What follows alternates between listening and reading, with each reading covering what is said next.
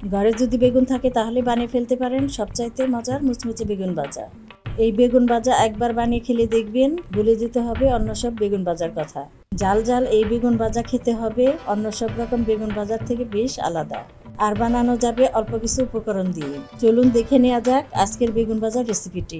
প্রথমে এইরকম বেগুন নিয়ে মাছ বরাবর কেটে মাছ থেকে এই অংশটা চামচ দিয়ে ফেলে দিচ্ছি। আপনারা চাইলে এই অংশটা সেদ্ধ করে ভর্তা বানিয়ে খেতে পারবেন।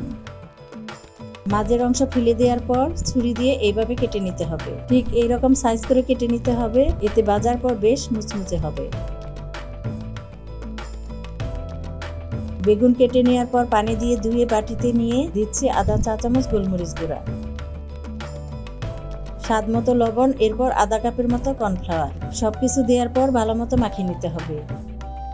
আপনারা এভাবে মাখিয়ে বাটি সব ফ্রিজে রেখে দিতে পারবেন। যখন ভেজে খাবেন তার আগে বের করে নিয়ে ভেজে নেবেন। বেগুনগুলো মাখানো হয়ে গেলে গরম তেলে দিয়ে ভেজে নিচ্ছি। চুলার আঁচ মিডিয়ামে রেখে বেগুনগুলো ভেজে নিতে হবে। দেখবেন আস্তে আস্তে বেগুনগুলো ভাজা হয়ে হালকা বাদামি হয়ে আসবে। বেগুন দিয়ে অনেক মজার মজার রেসিপি কিন্তু এর আগেও আমি শেয়ার করেছি, চাইলে রেসিপিগুলো দেখে নিতে পারেন।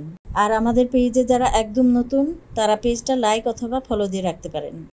একটু সময় নিয়ে নেড়ে নেড়ে ভেজে নিতে হবে যাতে বেগুনগুলো ভেতর থেকে সেদ্ধ হয়ে আসে আর উপরের দিকে মুচমুচে হয়ে যায়। এইভাবে বেগুন ভেজে নিতে পারলে বেশ অনেক সময় ধরে মুচমুচে থাকবে। এই বেগুন ভাজা আপনারা খালি এইভাবেই খেতে পারবেন, তবে পোলাও, ফ্রাইড রাইস এবং সাদা ভাতের সাথেও খেতে পারবেন। বেগুনগুলো রং হয়ে আসলে তেল থেকে উঠিয়ে নিচ্ছি। এরপর বাকি বেগুনগুলো একইভাবে তেলে দিয়ে নেড়ে চেড়ে ভেজে নিচ্ছি। বেশি উপকরণ যেহেতু লাগে না আর ঝামেলা যেহেতু কম, একবার হলেও বাসায় বানিয়ে দেখতে পারেন।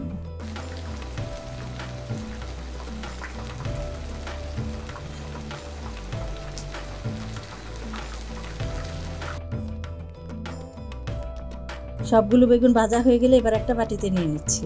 দিচ্ছি স্বাদ মতো লবণ, চাট মশলা আর লাল মরিচ গুঁড়া।